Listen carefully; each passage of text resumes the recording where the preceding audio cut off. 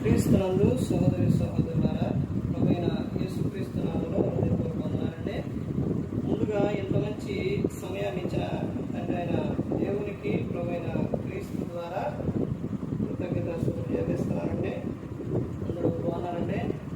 వాక్యం చదువుకొని ప్రార్థన చేసుకున్న తర్వాత ఆరాధనకి వెళ్దామండి.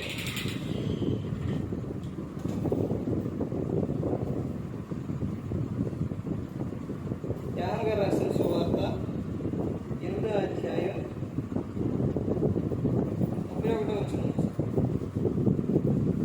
కాబట్టి యేసు తనను నమ్మిన యూదులతో, మీరు నా వాక్యమందు నిలిచిన వారైతే నిజముగా నాకు శిష్యులై ఉండి సత్యమును గ్రహించదు. అప్పుడు సత్యం మిమ్మల్ని స్వతంత్రులుగా చేయునని చెప్పగా, వారు, మేము అబ్రహాము సంతానము, మేము ఎన్నడను ఎవరికి దాసులమై ఉండలేదే, మీరు స్వతంత్రులుగా చేయబడుతురని ఎలా చెప్పుచున్నామని ఆయనతో అని. అందుకు యేసు, పాపం చేయు ప్రతివాడును పాపమునకు దాసులని మీతో నిశ్చయముగా చెప్పుచున్నాను. దాసుడు ఎల్లప్పుడూ ఇంటిలో నివాసం చేయుడు, కుమారుడు ఎల్లప్పుడూ నివాసం చేయుడు. కుమారుడు మిమ్మల్ని స్వతంత్రులుగా చేసిన ఎడల మీరు నిజముగా స్వతంత్రుడై ఉందురు. ప్రార్థన చేసుకుందాం. పరలోకమందున్న మా తండ్రి, పరిశుద్ధ ప్రేమ గల తండ్రి, గొప్ప తండ్రి, యెహోవా తండ్రి, ఈ ప్రియకుమారుడు యేసుక్రీస్తు ప్రభువు ద్వారా కృతజ్ఞతాస్తుతులు చెల్లిస్తున్నాం ఆయన. ఈ రాత్రి వేళ తండ్రి మనందరితో మాట్లాడమని మా ప్రభువైన యేసుక్రీస్తు నామమున వేడుకుంటున్నాం. ఆమేన్. ప్రభువైన యేసుక్రీస్తు నామమున హృదయపూర్వక వందనాలండి. దేవుని కుమారుడు యేసుక్రీస్తు ప్రభువారు ఈ లోకానికి వచ్చిన తర్వాత పరలోక రాజ్యం సమీపిస్తుంది కనుక మానవాంశ పొందమని ప్రకటింప మొదలుపెట్టే అంశం. మిమ్మును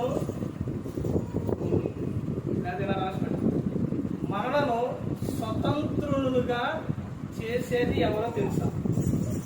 మనలను స్వతంత్రులుగా ఉండుటకు చేసేది ఎవరో తెలుసా? స్వతంత్రం, మనకు స్వతంత్రం ఇచ్చేది ఎవరో తెలుసా? ఎలాగైనా రాసుకోవచ్చు. మనకు స్వతంత్రం ఇచ్చేది ఎవరో తెలుసా? ఎవరిస్తారు స్వతంత్రం? ఎవరిస్తారండి? ఈ లోకంలో ఇచ్చే స్వతంత్రాలు ఎలా ఉంటాయండి? మనిషికి ఒక విధానంలో ఒక వ్యక్తి ఇచ్చే స్వేచ్ఛ ఎలా ఉంటుందనంటే అది పాపానికి దారి తీస్తుంది. ఒక మనిషి నుంచి కోరుకునే స్వేచ్ఛ ఏంటంటే పాపం. అది పాపానికి దగ్గరగా చేస్తుంది. నిన్ను పాపం చేసే విధంగా చేసి, ముందు నీకు స్వతంత్రం బాగానే ఉంటుంది, పాపం వలన బాగానే ఉంటుంది, తర్వాత నీకు ఎలా కనపడుతుందంటే నరకం కనపడుతుంది. ఇక్కడ ఏమని చెప్తున్నారో చూడండి. యేసుక్రీస్తు ప్రభువు యోహాను గారు రాసిన సువార్త 8వ అధ్యాయం 34. అందుకు యేసు, పాపం చేయు ప్రతివాడును పాపమునకు దాసుడని మీతో నిశ్చయముగా చెప్తున్నారు. ఇక్కడ ఒక్కొక్క మాటలోని చాలా అర్థాలు ఉన్నాయండి. ఇక్కడ ఏమని చెప్తున్నారు? అందుకు యేసు, పాపం చేయు ప్రతివాడును పాపానికి ఏమైపోతుందో దాసుడైపోతాడు. పాపం మానలేని కన్నులు, పాపం వదలని ప్రజలు. ఆ పాపం ఏం చేస్తుందంటే ముందు నీకు చాలా సంతోషంగా, ఆనందంగా, దగ్గరగా నీకు దగ్గర అవుతుంది పాపం. తర్వాత నిన్నది బానిసలు చేస్తుంది.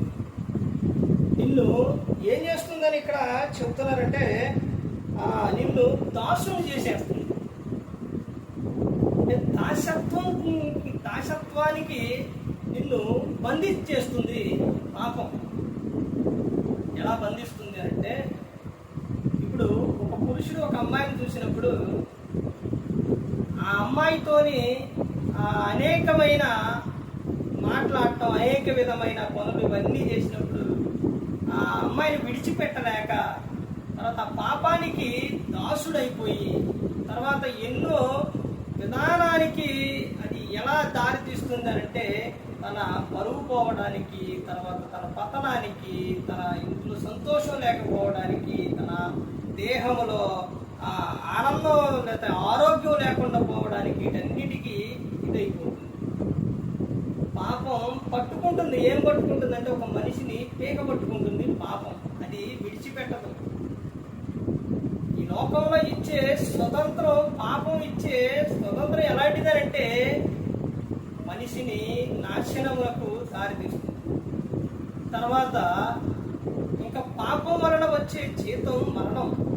తర్వాత ఇంకా మనం చూస్తే ఇప్పుడు ధూమపానం చేసేవాడు ఉన్నారు. సిగరెట్లు, బీడీలు, చుట్ట ఇవన్నీ ధూమపానం చేసేవారు ఉన్నారు. అవి ఎంత ఉంటాయండి? ఇంత ఉంటాయి, చిన్నవి. కానీ మనిషి దానికి ఏమైపోతాడో బానిస అయిపోతాడు, దాసుడు అయిపోతాడు. అంటే మనిషి దాన్ని వదిలిపెట్టలేకపోతున్నాడు, దానికి బానిస అయిపోయింది. ఇక అది ఉంటేనే నా బ్రతుకు, అది తాగితేనే నాకు బ్రతుకు, లేకపోతే నేను అయిపోతా, చనిపోతా, నాకు ఎక్కడే నాకు వచ్చేస్తాయి, ఇవన్నీ కూడా చెప్పేస్తుంటారు. అంటే అది నిన్ను ఏం చేసిందనంటే నిన్ను దాసునిగా చేసేసింది, నిన్ను బానిసలు చేసేసిందే కదా. ఒక వ్యక్తిని ఎందుకు తాగుతున్నావు అంటే తాగకపోతే డాక్టర్ గారు నువ్వు పోతామన్నారని చెప్తాను. తాగినా పోతాం. నువ్వు తాగుతుంటే ఎక్కువ కాలం లోకంలో జీవించలేవు, ఎక్కువ కాలం నీలో ఆనందం ఉండదు, ఎక్కువ కాలం నీకు ఆరోగ్యమే ఉండదు. అది దాని వలన అది నీ దేహంలోకి వెళుతుందంటే అది నీ దేహంలో ఉంటుందా? ఉండదు, అది బయటకు వచ్చేసింది. ఇప్పుడు వాటర్ తాగినప్పుడు లోపలికి వెళ్ళిపోయి అలా ఉంటుంది. అంటే పొగ నీకు అవసరం లేదు కాబట్టి దేవుడు నువ్వు దాన్ని తాగుతుంటే లాభం వచ్చట్లేదు. అదే నీకు అవసరం అయితే ఒక రంధ్రం పెట్టి నాయన ఇగో నోటి నుంచి తాగు, తలలో నుంచో లేకపోతే పక్క నుంచో వెనక నుంచో పొగ పోయిద్దని ఒక రంధ్రం వదిలేవాడు దేవుడు. కానీ నువ్వు దానికి అలా వదలలేదనంటే అది దేవునికి ఇష్టం లేదు. ఇక్కడ పాపం చేయు ప్రతివాడు పాపంలోకి ఎలాంటి వాడంట? దాసు. మరి ఎవరు స్వతంత్రాన్ని ఇచ్చేది? నిత్య జీవం, నిత్య స్వతంత్రం ఇచ్చేది ఎవరు అని అక్కడ చెప్తున్నారంటే 35వ వచనం చూస్తే, దాసుడు ఎల్లప్పుడూ ఇంటిలో నివాసం చేయడు, కుమారుడు ఎల్లప్పుడూ నివాసం చేయును. కుమారుడు మిమ్మల్ని స్వతంత్రులుగా చేసిన ఎడల మీరు నిజముగా స్వతంత్రుడయ్యుందురు. మనల్ని స్వతంత్రులుగా చేసేది ఎవరనంటే యేసుక్రీస్తు ప్రభువారు. ఆయన మనలను స్వతంత్రునిగా మనల్ని చేస్తారు.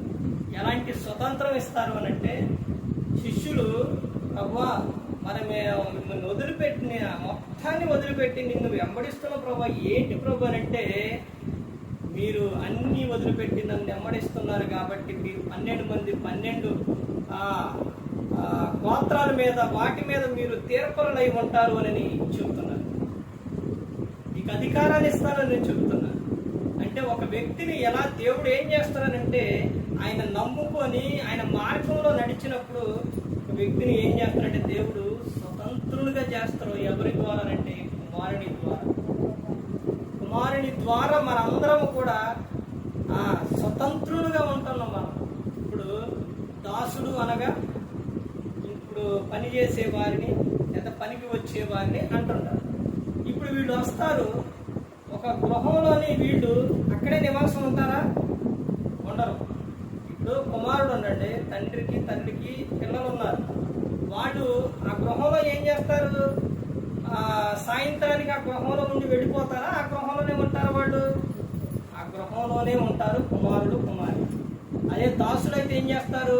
సాయంత్రానికి అక్కడ పని చేసి వెళ్ళిపోతారు. కానీ ఇక్కడ యేసుక్రీస్తు ప్రభువు చెప్తున్న విషయం ఏంటంటే, నాయన మీరు దాసులుగా కాదు నాయన, నేను మిమ్మల్ని ఏం చేస్తానంటే స్వతంత్రులుగా చేస్తాను. అంటే స్వతంత్రులుగా చేయడం అని అంటే ఇప్పుడు ఈ లోకం విడిచిన తర్వాత పరలోకం వెళ్ళిన తర్వాత అక్కడ అది మనకు సొంతంగా దేవుడు యేసుక్రీస్తు ప్రభువు మనకు ఇస్తున్నారు. ఆ పరలోకం ఎవరి ద్వారా వచ్చిందనంటే అది యేసుక్రీస్తు ప్రభువు ద్వారానే మనకు వస్తుంది. అసలు చూశారంటే యేసుక్రీస్తు ప్రభువు త్యాగం, యేసుక్రీస్తు ప్రభువు ప్రేమ ఎలాంటి అద్భుతమైన ఎలాంటి విధంగా ఉందో చూశారండి. అసలు ఈ గ్రంథం చదవండి, అసలు వదిలిపెట్టరండి. మీరు గ్రంథాన్ని చదివితే అసలు వదిలిపెట్టరు. మీరు ఎలాంటి విషయాలు చెప్పారంటే యేసుక్రీస్తు ప్రభువు మనల్ని బ్రతికించే మాటలు, బలపరిచే మాటలు యేసుక్రీస్తు ప్రభువు చెప్పారు. ఈ లోకం శాశ్వతం కాదండి. లోకంలో దేవుడు ఇచ్చిన ఆయుష్కాలం పూర్తి చేసుకొని వెళ్ళిపోతాం. ఇప్పుడు ఒక వ్యక్తి మీద పగ పెట్టుకున్నా, ఒక వ్యక్తి మీద ద్వేషం పెట్టుకున్నా, ఒక వ్యక్తి మీద నీకు నచ్చకపోయినా, ఒక వ్యక్తి మీద ఏదైనా నువ్వు ఉన్నావు అని అంటే అది నువ్వు ఈ లోకం విడిచిన తర్వాత ఆ తర్వాత ఎవరు అన్నది ఏమీ ఉండదండి. ఈ లోకంలో ఉన్నప్పుడు అందరితో ప్రేమగా ఉండాలి, అందరితో సంతోషంగా ఉండాలి, అందరితో ఆనందంగా ఉండాలి. కానీ ఈ రోజున మనం అంత ఆనందంగా క్రీస్తుని నమ్ముకున్న వారు ఎదుటున్న వారితో ప్రేమగా సంతోషంగా ఉండాలన్న కొన్ని సమస్యల ద్వారా, కొన్ని కారణాల వల్ల చాలా మంది ఉండలేకపోతున్నారు. కానీ మనం ఈ లోకంలో ఉన్నప్పుడే ప్రతి ఒక్కరి పట్ల ప్రేమ చూపించాలండి. అలా ప్రేమ చూపించినప్పుడే, ఎందుకనంటే మరలా మళ్ళీ లోకానికి వస్తాం, అప్పుడు చూసుకున్నావులే, లేదా అక్కడికి వెళ్ళిన తర్వాత దేవుని యొక్కకి వెళ్ళిన తర్వాత అక్కడ చూసుకున్నావులే, అక్కడ మాట్లాడుకున్నావులే అనుకోవటానికి ఉండదండి. ఇక్కడ వరకే. ఈ లోకంలోనే నువ్వు ప్రేమ చూపించిన ఏదైనా కానీ నువ్వు ఈ లోకంలోనే. అర్థమవుతుందండి? ఈ లోకం విడిచిన తర్వాత ఈ దేహంతో జరిగించిన దానికి లెక్క చెప్పవలసి ఉన్నది. మనను స్వతంత్రులుగా చేసేది ఎవరోనంటే కుమారుడు. ఎవరు ఆ కుమారుడు అంటే యేసుక్రీస్తు ప్రభువారు. ఈ వచనాల్లో చెప్పిన మాటలు చాలా అర్థం ఉందండి, చాలా అర్థం ఉంది. అది ప్రతి ఒక్కరూ కూడా గమనించుకొని, ప్రతి ఒక్కరూ గ్రంథాన్ని చదివితే మీకు స్పష్టంగా ప్రతి ఒక్కటి కూడా అర్థమవుతుంది. లోకంలోని ఎవ్వరూ కూడా మనుషులు అన్నవారు ఒక వ్యక్తికి స్వతంత్రం ఇస్తున్నారనంటే అది ఆ వ్యక్తి అవసరాన్ని బట్టి, లేకపోతే ఈ వ్యక్తి స్వతంత్రం తీసుకున్నాడంటే ఆ పాపం వలన స్వతంత్రం అనేది ఆ వ్యక్తి తీసుకొని పాడైపోతాడు. కానీ యేసుక్రీస్తు ప్రభువు ఇచ్చేది నిత్య స్వతంత్రం, అంటే నిత్యము కూడా ఉంటుంది. మనను నిత్యము కూడా ఈ లోకం విడిచిన తర్వాత ఆయన అక్కడ మనకు స్వతంత్రం అనేది ఇస్తుంది. ఎప్పుడు కూడా ఆయనలో ఉన్నప్పుడు ఒకరికి దాసులుగా మాత్రం ఆయన ఉండేడండి, ఒకరికి బానిసగా ఉన్నాడు యేసుక్రీస్తు ప్రభువారు. ఎందుకనంటే ఆయన మన హీరో యేసుక్రీస్తు ప్రభువారు. మనం ఆయన ఫ్యాన్స్. అంటే ఆయన వరుడు, మనం బైబిల్ ప్రకారం చూస్తే ఆయన వరుడు, మనం ఎవరు? సంఘం వధువు. అంటే ఆయన వదిలిపెడతారండి? వదిలిపెట్టడం. మనల్ని ఎలా చేస్తారంటే స్వతంత్రులుగా మనలను యేసుక్రీస్తు ప్రభువారు చేస్తారు. అందుకనే ఈ లోకానికి వచ్చి మన అందరి కోసం యేసుక్రీస్తు ప్రభువారు శిలువలో మరణించారు, ప్రాణం పెట్టారు. వాక్యం వినేటప్పుడు మనకు ఒక 10 నిమిషాలు, ఒక 20 నిమిషాలు, లేదా ఒక అర్ధ గంట, ఇంతకు మించి కూడికలోనైనా ఎక్కడైనా కానీ ఎక్కువ కూడా ఎవరో తీసుకెళ్లరు. మరి ఈ అర్ధగంట ఎక్కువ సమయాల్లోనే మనం 24 గంటలు మన పనులకి ఇచ్చేసి, అన్నీ ఇచ్చేసి, ఒక అర్ధ గంట కూడా దేవునికి ఇవ్వలేమండి. అర్ధ గంట వాక్యం కూడా వినలేమండి. ఒక గంట ప్రార్థన చేయలేమండి. అంటే మొత్తం కలిపి, కూడికంతా కలిపి గంట కూడా కూడిక అనేది, కుటుంబ ప్రార్థన అనేది ఎక్కువ సార్లు ఏం జరగదు. కానీ అవి కూడా, ఆ సమయాన్ని కూడా దేవునికి సంపూర్ణంగా ఇవ్వకపోతే ఎలాగండి? ఒకసారి ఆలోచించండి ప్రతి ఒక్కరు కూడా. దేవుడు మన ఎంతగానో కాపాడుతున్నారు, మనం ఆయనకి ఎంత సమయం ఇస్తున్నాం. నిత్యము కూడా ఆయన, ఒక వ్యక్తి ఇష్టమైతే మనం ఎంతో మంది ఇష్టమైతే ఫోన్లు చేస్తాం, ఎక్కువ చెబుతాం, అవన్నీ చేస్తాం. మరి దేవుని గురించి చెబుతున్నామండి. మన కోసం ప్రాణం పెట్టారు యేసుక్రీస్తు ప్రభువారు. మనం రక్షించడానికి ఈ లోకానికి వచ్చారు. మనం ఎంతగానో ప్రేమిస్తున్నారండి. అసలు యేసుక్రీస్తు ప్రభువారు ప్రేమించినంత విధంగా ఈ లోకంలోనైనా అసలు ఎవ్వరూ కూడా అంతగా ప్రేమించరండి. ఒక వ్యక్తి కోసం ఎవరు ప్రాణం పెడతారండి? ఎవరు పెడతారు? మనల్ని ప్రేమించారు కాబట్టి మన కోసం ప్రాణం పెట్టారు.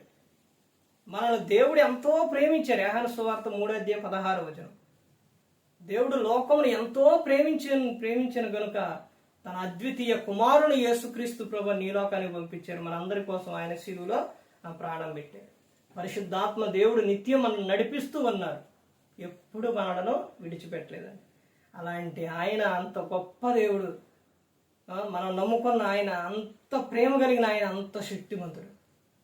అందుకని ఆయన పట్ల ప్రతి ఒక్కరు కూడా భయభక్తులు కలిగి ఉండాలి, ప్రేమ కలిగి ఉండాలండి. ఇప్పుడు రక్షకుడే, తర్వాత శిక్షకుడు అవుతాడు. అది ప్రతి ఒక్కరు గమనించుకొని ప్రతి ఒక్కరు కూడా దేవుని యందు భయభక్తులు కలిగి ఉండాలండి. ప్రతి ఒక్కరు కూడా దేవుని యందు భయభక్తులు కలిగి పరిశుద్ధాత్మ మాట ఏంటూ హృదయ శుద్ధిని కాపాడుకుంటూ క్రీస్తుని పోలి నడుచుకున్న ప్రియులాపం ఇచ్చినట్టు పరలోకానికి చేరుకుంటారు. మరి ఈ విధంగా నిలబెట్టి మాట్లాడించిన తండ్రి అన్న దేవునికి కృతజ్ఞతాస్తుతులు చెల్లిస్తూ ఇంతవరకు శ్రద్ధగా ఉన్న మీకు ప్రభు పెట్టిన హృదయపూర్వకంగా చెల్లిస్తూ మాటలు ముగిస్తున్న అందరికీ వందనాలు.